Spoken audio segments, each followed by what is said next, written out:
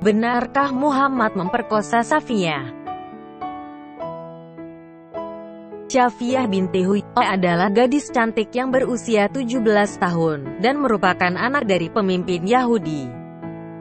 2 tahun sebelumnya, Muhammad telah memenggal kepala ayahnya, pemimpin Bani Nadir, Huyai ibn Akhtab, bersama dengan 900 orang dari Bani Quraizah. Bani Nadir adalah salah satu suku Yahudi yang diusir paksa oleh sang Nabi untuk meninggalkan tanah dan rumah mereka di Madinah. Sisa Bani Nadir dan keluarga Huyai ibn Akhtab, termasuk Safiyah, melarikan diri ke tempat Bani Quraizah di Khaybar. Di Khaybar inilah Safiyah menikah dengan seorang pemuda Yahudi bernama Kinana al-Rabi, bendahara Bani Nadir. Ingat peristiwa dirancunnya Muhammad oleh seorang gadis yang bernama Zainab di Khaybar yang akhirnya merenggut nyawa Muhammad. Kalau belum, silahkan tonton video yang berjudul Kematian Muhammad Membuktikan Muhammad Nabi Palsu. Cerita tentang Safiyah sebenarnya terjadi dalam kisah yang sama, di mana Muhammad dan pengikutnya menyerang orang-orang Yahudi di Khaybar pada bulan Juni tahun 628. Komunitas Yahudi di Khaybar merupakan salah satu komunitas Yahudi terbesar dalam sejarah Yahudi.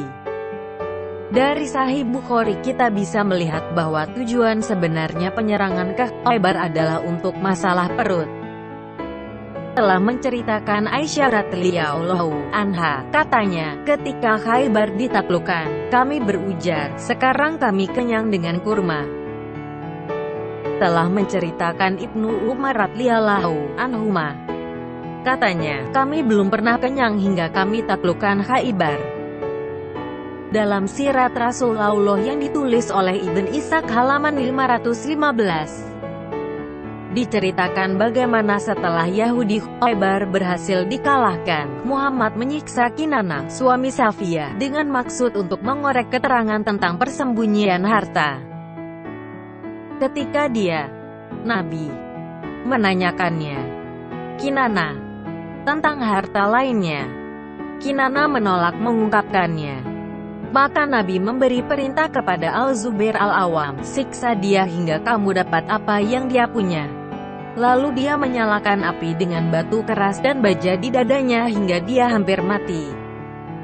Lalu sang Nabi menyerahkannya kepada Maslama dan dia penggal kepalanya sebagai balas dendam bagi saudara lelakinya Mahmud.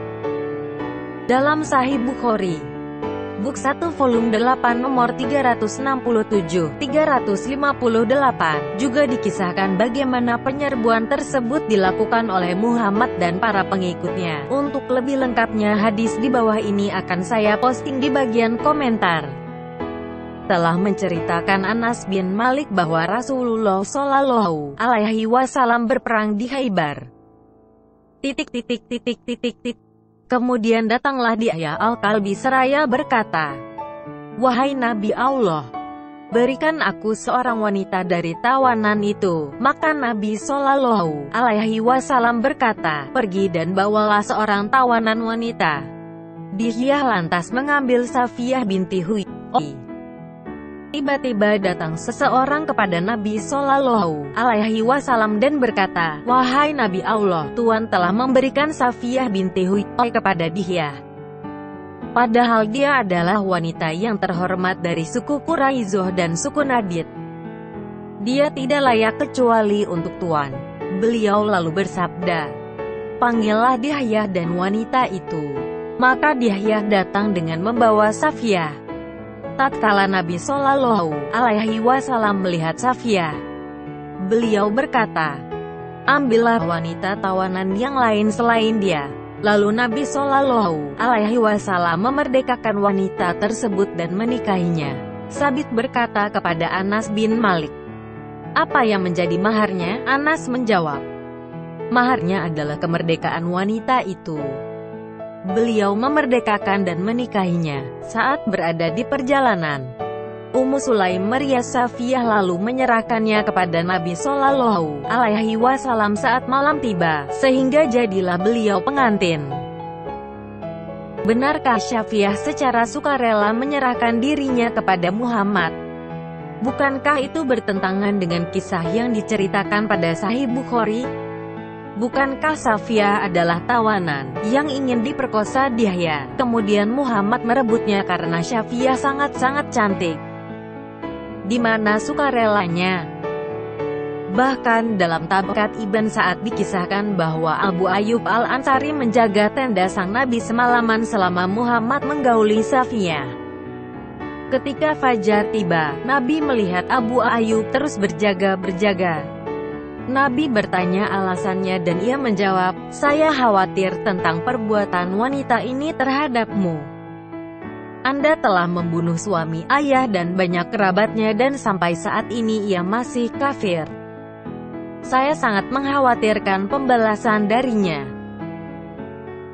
Dalam usahanya menutupi kasus yang memalukan ini, para pakar Islam berusaha untuk menutupi cerita ini dengan mengatakan bahwa sebenarnya Safiyah memang sudah mencintai Muhammad sebelum membunuh ayahnya atau suaminya.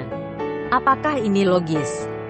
Safiyah seorang gadis Yahudi berusia 17 tahun dan merupakan tawanan perang, mencintai seorang kakek Arab berusia 59 tahun yang telah memenggal ayahnya dan pamannya, dan suaminya disiksa sampai mati dan semua saudara lelaki dan anggota keluarga lakinya.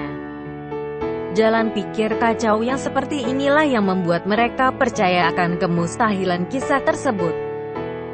Jika saja mereka mau menggunakan akal sehat barang sedikit saja, maka mereka akan segera lari meninggalkan Islam. Bahkan ada lagi cerita yang sengaja dibuat, di mana dikatakan bahwa sebenarnya ayahnya Safiyah sudah percaya bahwa Muhammad adalah seorang nabi. Jika ayahnya Safiyah percaya bahwa Muhammad itu seorang nabi, mengapa kok dia malahan menentangnya habis-habisan? Apakah ini masuk akal? Tentu saja hal ini tak masuk akal bagi orang-orang waras, tapi muslim yang menderita narsisme menerima saja kejanggalan itu. Narsisme itu adalah penyakit jiwa yang mengakibatkan fungsi otak terganggu, dan mengalami penyimpangan pengertian akan fakta. Orang-orang selalu yakin bahwa diri mereka benar, dan orang lain salah. Tidak pernah sebaliknya. Bagaimana mungkin orang bisa menghasilkan argumen yang sedemikian bodoh?